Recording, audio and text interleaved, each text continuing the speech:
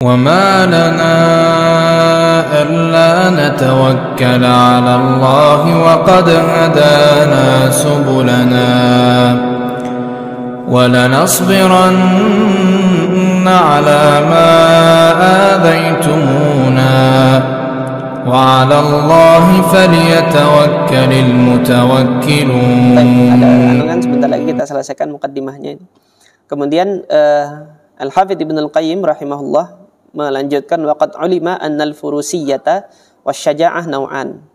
Jadi keterampilan furusiyah dan keterampilan keberanian ini ada dua jenis. Fa akmaluha li ahli dini wal iman. Yang paling pertama adalah furusiyah dan syaja'ah yang diperuntukkan oleh ahluddin wal iman, bagi orang yang memang beragama dan memiliki keimanan. Wa naw'u tsani mauridun mushtarakun baina asyuja'an. Nah, kemudian ada furusiyah yang kedua. Furusiyah yang kedua itu yang dimana nanti orang-orang di situ boleh ikut. Maksudnya kaum muslimin juga nanti berada dengan orang-orang kafir di situ gitu loh. Mushtarakun baina syuja'an. Yang penting yang dicari di situ adalah keberaniannya. Ya, mushtarakun, kaum muslimin nanti bersama dengan orang-orang yang berani di situ. Nah, itu al-furusiyah wa syaja'ah ada dua jenis. Nah, namun di sini furusiyah yang akan beliau bahas di sini adalah furusiyah yang dijadikan untuk ahluddin wal iman, yang tidak diperbolehkan nanti untuk orang-orang kafir ikut berada di sini. Wa hadza mukhtasarun fil furusiyati syar'iyyah an-nabawiyah. Nah, ini yang dibahas ini adalah furusiyah yang syar'iyyah, yang dikhususkan untuk ahli dini wal iman. Furusiyah syar'iyyah an-nabawiyah yang disesuaikan dengan syariat dan disesuaikan dengan aturan-aturan Nabi. Seperti tadi martial art itu kan furusiyah. Nah, jadi martial art itu ada dua, yang khusus untuk orang Islam, nanti dalam tata cara pelaksanaannya ada aturan-aturan Islam, nggak boleh bercampur laki-laki perempuan. Nah, nanti furusiyah yang hanya orang-orang berani saja tetapi tidak memperdulikan iman dan aturan agama kan, latih tanding cewek cowok ditandingkan gitu kan, tidak sesuai dengan kaidah agama yang demikian ini. Ketika latih tandingnya demikian ini, waliyadzubillah. Nah, ini yang beliau bahas di sini yang sesuai dengan syariat, aturan agama Allah dan aturan Nabi sallallahu alaihi wasallam. Allati hiya min asyrafi ibadatil qulubi wal abdan. Yang mana furusiyah ini termasuk di antara ibadah yang paling mulia untuk hati dan untuk raga. Untuk hati apa? Melatih mental keberanian, untuk badan dia melatih fisik kesehatan. Alhamilah li ahliha ala nusratir rahman. Yang mana bagi para praktisi dalam furusiyah ini akan memotivasi mereka untuk nusratur rahman, untuk memberikan pertolongan kepada agama Allah.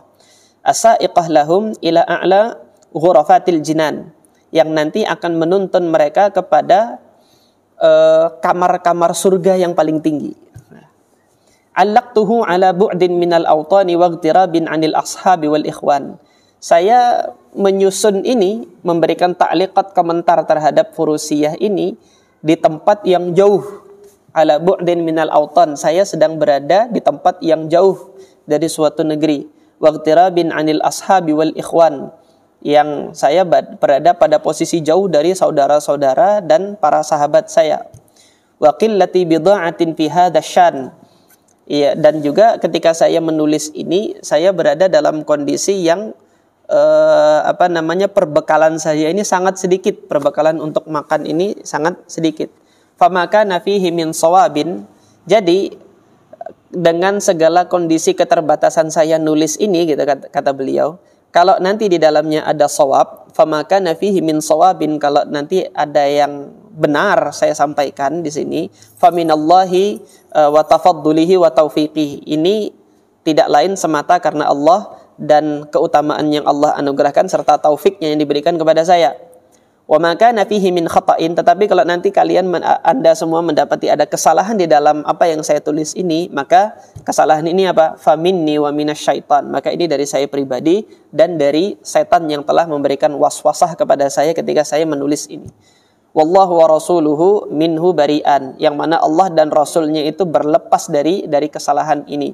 Artinya jangan sampai kitab ini nanti mentang-mentang saya nulis dianggap ini sudah sesuai dengan Allah dan Rasulnya gitu lah. Tapi nanti ketika ada kesalahan jangan diambil itu.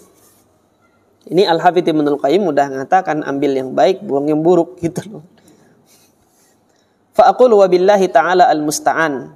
Maka saya ucapkan di sini untuk mengawalinya, wabillahi ta'ala al-musta'an wa alaihi at-tuklan. Hanya kepada Allah saya memohon pertolongan dan hanya kepada Allah saya bertawakal, sepenuhnya menyandarkan diri. Nah, ini mukaddimahnya sampai di sini. Baru kemudian Al-Hafidz Ibnul Qayyim menyebutkan musabaqah yang dilakukan oleh Rasulullah sallallahu alaihi wasallam. Sabata 'anin Nabi sallallahu alaihi wasallam annahu sabaqa bil aqdam. Telah sahih dari Rasulullah bahwasanya Rasulullah pernah berlomba dengan kaki, artinya melakukan perlombaan kaki, ini perlombaan lari. Wa sabata anhu annahu sabaqa bainal ibil. Dan Rasulullah sallallahu alaihi wasallam juga pernah melakukan musabaqah dengan mengendarai unta. Wa sabata anhu annahu sabaqa bil bainal khail. Rasulullah juga pernah menggunakan kuda untuk berlomba musabaqah. Wa sabata anhu annahu hadara nidalas siham. Beliau juga pernah menghadiri perlombaan memanah. Wa sara ma'a ihdat ta'ifataini. Beliau ikut berpihak kepada salah satu kedua pihak. Fa'amsakatil ukhra. Kemudian pihak yang satunya enggak mau bertanding tadi. Wa sara ma'a ta'ifatain. Akhirnya Rasulullah berpihak kepada kedua-duanya gitu. Supaya yang dua-duanya mau bertanding. Wa sabata anhu annahu rama bil qaus. Dan juga telah sahih bahwasanya Rasulullah pernah memanah menggunakan panah. Jadi kita niatkan latihan panah ini karena dahulu Rasulullah juga pernah manah gitu lah. Wa sabata 'anis Siddiq annahu rahana kuffara Makkah ala ghalabatir Rum wal faras. Juga sahih bahwasanya Abu Bakar As-Siddiq itu melakukan rahnun, melakukan ini undian taruhan dengan orang-orang kafir atas siapa yang menang, ini Romawi atau Persia. Ini nanti yang Allah ceritakan dalam surah Ar-Rum. Dan itu ketika turunnya surah Ar-Rum itu ketika itu masih periode Mekah. Nah, ketika masih periode Mekah itu, nah di sini pandangan para ulama tentang hadis ini kan hadisnya sahih, tapi apakah mansukh atau tidak mansukh? Al-Hafidz Ibnul Qayyim di sini menguatkan ini hadis enggak mansukh. Artinya taruhan yang kayak gini masih boleh gitu. Nah, jumhur ulama mansukh sudah. Makanya tadi kan perdebatan beliau terhadap perlombaan yang seperti ini gitu kan, taruhan yang seperti ini, beliau berpandangan ini belum masuk kepada judi kan. Tetapi ini saya ungkapkan dari awal ya, saya di sini pendapat saya dengan jumhur ulama. Jadi dalam rangka kehati-hatian, khawatir ini terjerumus kepada perjudian, saya memilih pendapat yang nggak boleh tadi. Nah, kalaupun nanti mau membolehkan, itu tadi yang disampaikan oleh jumhur ulama, ada satu yang ikut, tetapi nanti satu yang ikut itu tidak ikut iuran gitu. Yang satu yang ikut itu tidak ikut iuran. Kalau masing-masingnya nanti ikut iuran, pandangannya Al-Hafidz Ibnul Qayyim di sini dia masih boleh, tapi jumhur ulama nggak boleh. Kemudian selanjutnya warahanuhu ala anna dzalika la yakun. Kemudian di sini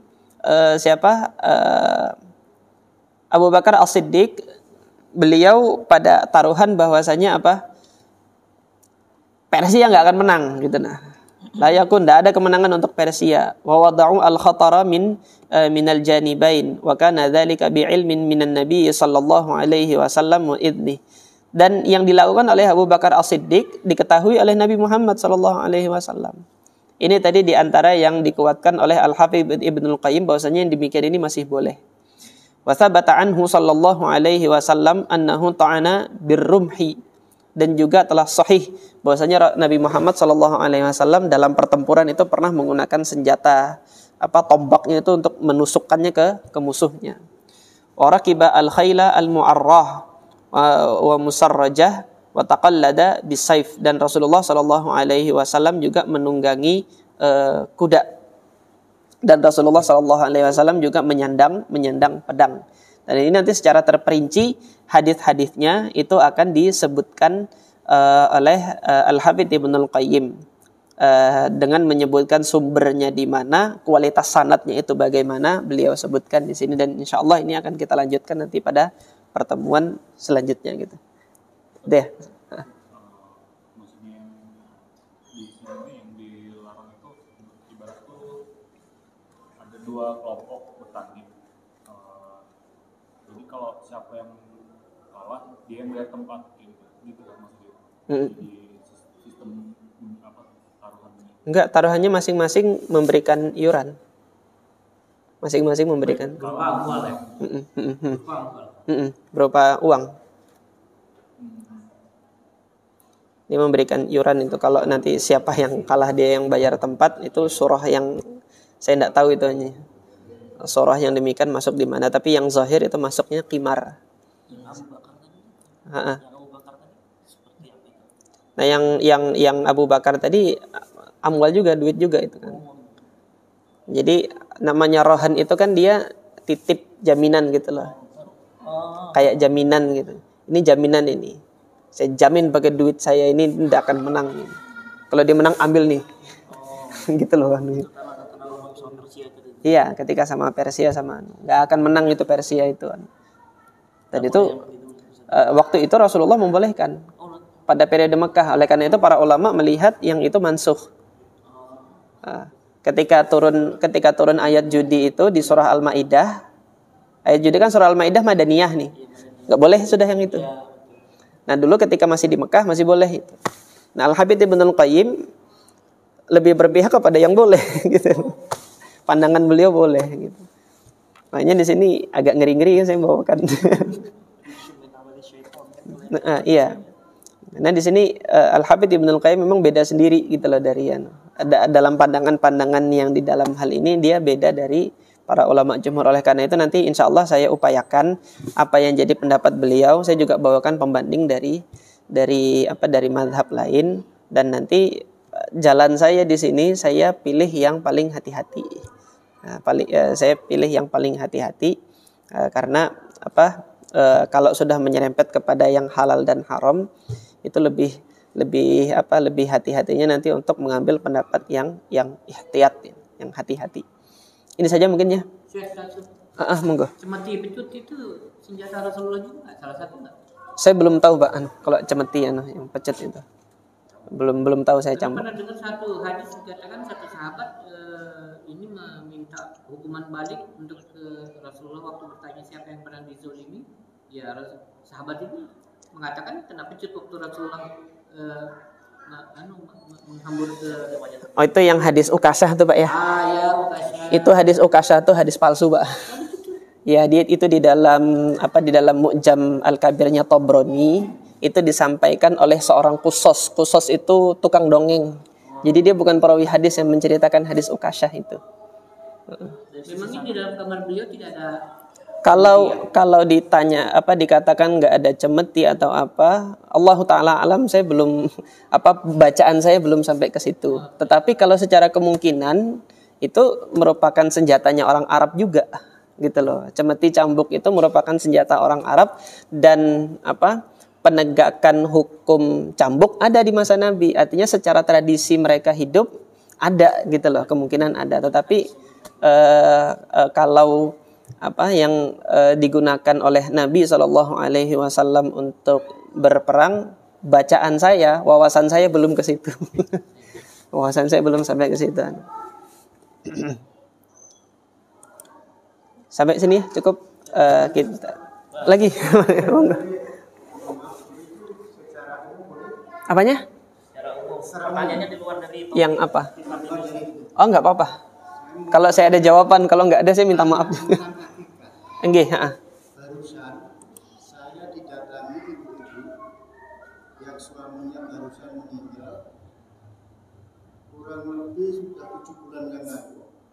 Dia itu punya anak seorang anak perempuan, tapi dia itu belum sempat di akhir-akhir. Saya nanya, bagaimana hukumnya? Apakah menjadi tanggung jawab ibu? Sebelum saya jawab, Oh iya. saya langsung ke sini. Oh. Barusan tadi, Barusan itu. Iya. Jadi pertama hukumnya jumhur ulama akikah itu sunnah khilafan lil zahiriyah. Madhab zahiriyah wajib. Madhabnya Al-Imam Daud Al-Zahiri wajib, tapi jumhur ulama 4 madhab. Bahkan Imam Abu Hanifah nggak membahas akikah. Dalam fikihnya Abu Hanifah nggak dibahas akikah itu. Artinya di sini dalam madhab 3 ulama dia sunnah. Jadi kalau si ibu sampai sekarang itu nggak ada kemampuan, nggak apa-apa untuk tidak dilaksanakan akikah itu. Iya, nggak apa-apa untuk tidak dilaksanakan. Tapi nanti kalau sudah mampu dan hendak melaksanakan itu bagus. Tapi nanti jatuhnya itu qadha. Maksudnya qadha itu melaksanakan yang belum sempat terlaksana di waktunya. Karena sunnahnya akikah kan hari ke-7. Menyembelih di hari ke-7. Nah ini sudah lewat waktu banyak, ketika nanti hendak mengakikahi di waktu yang lain itu jatuhnya adalah mengqadha satu amal ibadah yang belum sempat dilakukan pada waktunya. Jadi seperti itu, Pak.